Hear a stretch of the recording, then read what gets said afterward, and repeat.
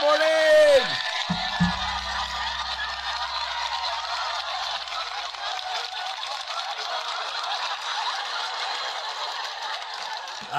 Good morning, everybody. It's December 1st, 2025. It's Monday morning. My name's Malcolm. I got my cup of coffee. Welcome to the show. If you're new and you're watching this later, we just kind of hit good topics, good stories, feel good things, try to start off on a good note for the day. And we encourage your comments and questions if you're here live. So let's get started. Today is National Rosa Parks Day. Today's a day in Alabama where she says she wasn't giving her seat up. And then the bus boycott began on that day and changed history. She's the one who started it. Martin Luther King organized it. She said she wasn't going to move. She didn't do it. Caused a bunch of ruckus and, spearheaded the beginning of the civil rights movement. So that was on this day in history. Well, basically this day in history as well. So not only is it Rosa Parks Day, it was this day in history that all that happened too.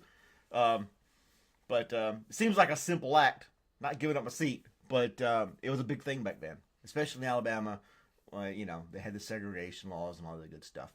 A lot of you people already know that, and I'm just kind of, saying what everybody already knows. But it's still, it's a moving story. If you haven't read anything about it, I encourage you to do so. Hey, Mel, how's it going? Good morning to you. Hope you're, are you currently driving to Texas?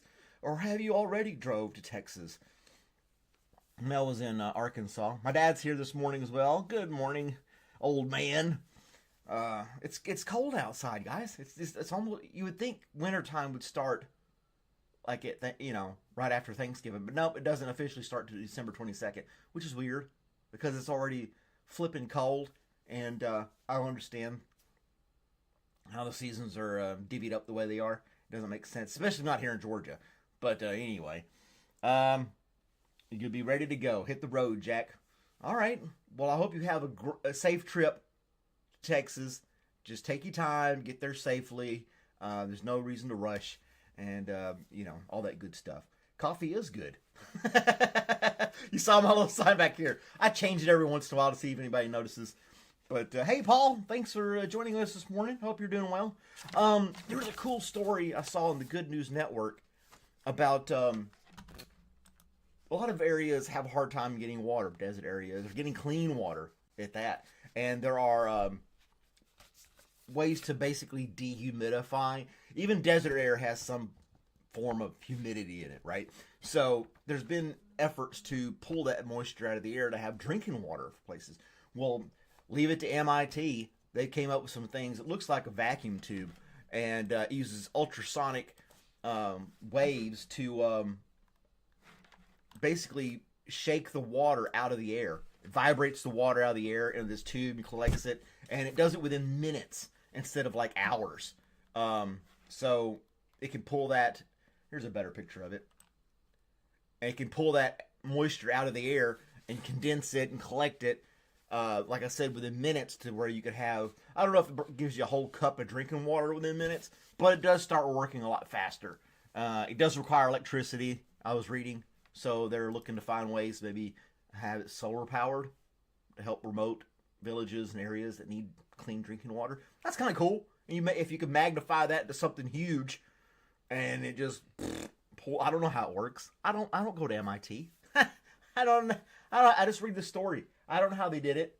I don't know. But they did it. And that's smart stuff. So, yeah. Autistics here as well. Good coffee. That's right. We said that already. Sorry about that. Oh, you're going to have snow in Tennessee? Man. There's no snow forecasted here. It's saying in like the 40s. So if it did snow, it wouldn't stick, which is fine by me. Not that my commute long to work or anything like that, but still. Hey, Dustin, how's it going?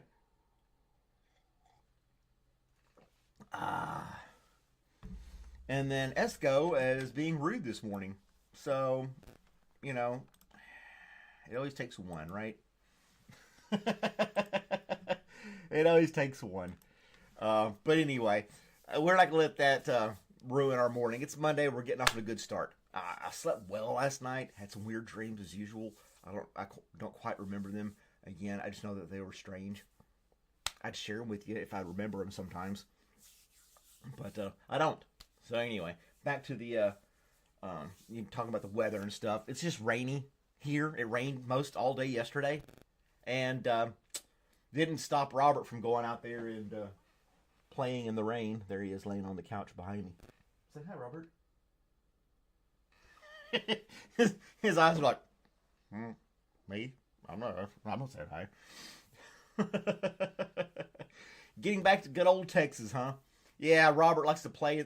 He wasn't like rolling around in the rain, but it didn't faze him. He wanted to play fetch and stuff, and he wondered why I wouldn't go out there in the rain with him. And I was like, I don't want to run around with an umbrella or a raincoat, and it was cold.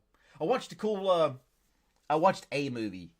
Have you ever guys seen that movie, The Book of Eli? It's got Denzel Washington in it. It's about like the apocalyptic future, and he's on this journey and stuff like that. It was pretty good until the very end. And then the very end, they ruined it with some stupid stuff. Yeah.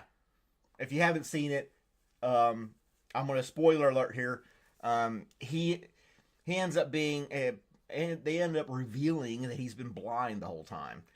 Which I kind of call BS, the way the thing he was doing stuff in the movie didn't quite make sense. And then the whole purpose of the Book of Eli is all these Bibles and all these other historical books and things were destroyed because of this huge war. People were like, these books have caused these wars, and they just went out and destroyed. Book burnings everywhere. Hardly any books left on the planet Earth. And he happened to have one copy of the Bible, and he was like reading from it, and he was taking it west, and he was going to find this place to he was being led on this journey. He's been walking for 30 years as a blind guy, and just out in the middle of nowhere. I get the faith-based stuff of it all. I don't know. You'd have to watch it to see what I mean by the end of it. It's still a good movie to watch, I think.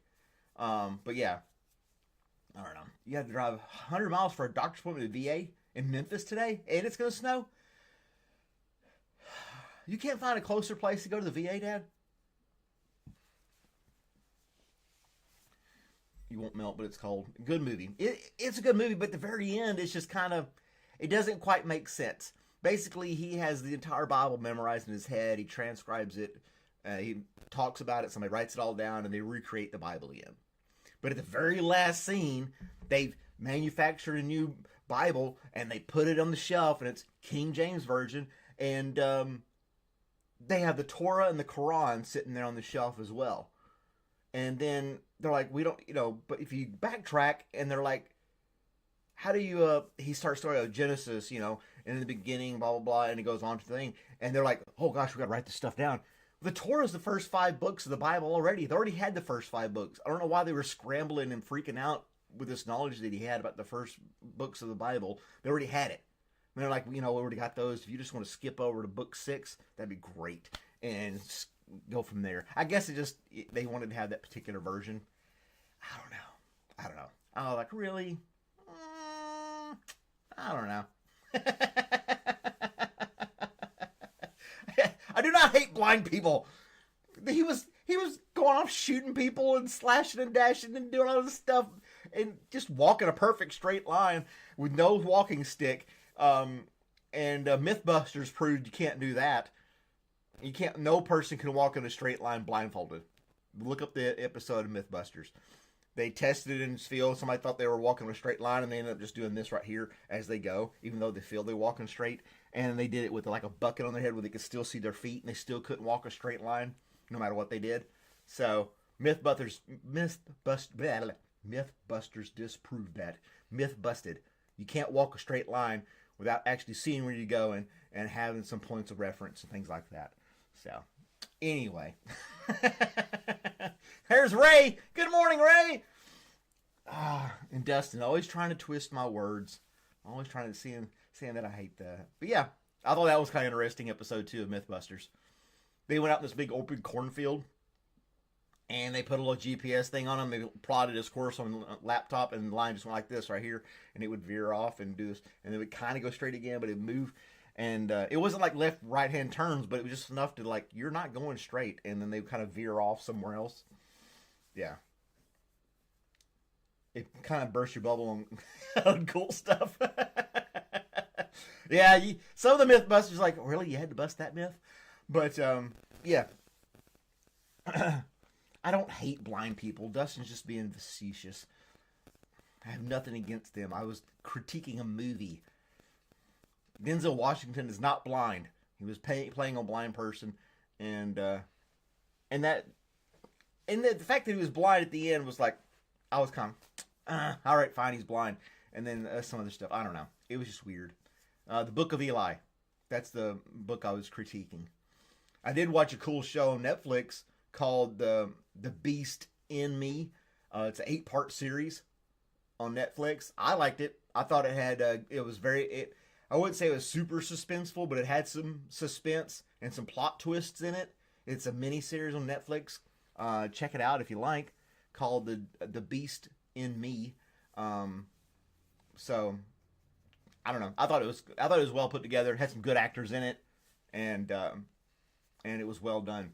So check that one out. That's what I watched over the weekend too. Watched a lot of TV. It's raining and wet outside. What are you supposed to do? Read a book? But anyway, yeah, Dustin's an instigator like Uncle Terry. Yeah. And you walk counterclockwise in the North Hemisphere trying to walk with a blindfold. See? He knows. He read the stuff. Do you watch Stranger Things? I watched the very first Stranger Things, and I haven't watched any of the others. They're big hits. People like them. I guess I could go back and watch them. I don't know. I feel like I'd have to watch the first one again to kind of get the idea of what was going on. Because I watched the first one when it came out years ago. I thought that was cool. That was cool. But I thought that was it. I thought that was it. I didn't know they were like going to continue with more and more and more. Was this number 5 now? I don't know. But anyway, maybe I'll do it. Oh no, Terry, we were talking trash about you, Uncle Terry. Thanks for joining us this morning. There he is, Mr. Stretchy Britches himself. Will's Aura Farming. I'm not familiar. I'm not following you, SB. I'm looking back at your comments. You said something about Stranger Things. I'm not sure if you're talking about which Will you're talking about. But anyway, you found the snow up there driving around. Are people? I don't know. You see these videos of all these car pileups up north where people are just blazing down this highway in the blizzard like nothing's going to happen, and then just end up with this 70 car pileup. I hope none of that stuff happens to you. But on this day in history, just real quick before we run out of time, in 1959, Antarctica was made a military-free continent. They were fighting over it. Hey, I want this ice, and then they're like, I want this ice, and they were fighting over it. And then in '59, USSR, America, and a few other countries were like, you know what? That's a demilitarized zone. There's no military in the Antarctica. We agree. They stamped it, scribble, scribble, and there you go. Now, they do research and stuff, but they're not building bases and stuff like that, or shouldn't be anything like that. That's what it said on history.com, so I don't know. Yeah, they made the Antarctic Treaty. That's right. See? Everybody's on it. You guys are smart. Why do I need to tell you guys this stuff? You guys should be telling me and educating me and let me see my reaction. The stuff you guys teach me.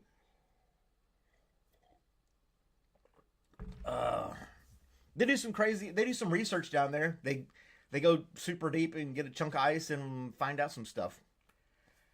I don't know how that helps us today, and unless you find some microorganism a mile down in the ice that cures cancer. I guess that would be great. That would be great. I wouldn't guess so. That'd be great. But is that what they're doing? I don't know. I sell stamps. I work at the post office. I couldn't tell you. But either way. Guys, I'm only on here for 15 minutes if you're new to the channel. Each Monday through Friday morning, we do this daily. Thank you for watching and joining us. Emerald Richard E. Bird's book about Antarctica. I have not. I'm not a big book reader, and that's just my fault. It just never really, I can't pay attention to it. My mind goes off in different places. But you all have a wonderful day. Be safe, Mel, with your journey. Let us know in Discord you made it safe. We do have a Discord channel if you want to stay connected with people that you met here in the live chat. And I hope you all will join me again tomorrow morning. Thank you all. Have a great day.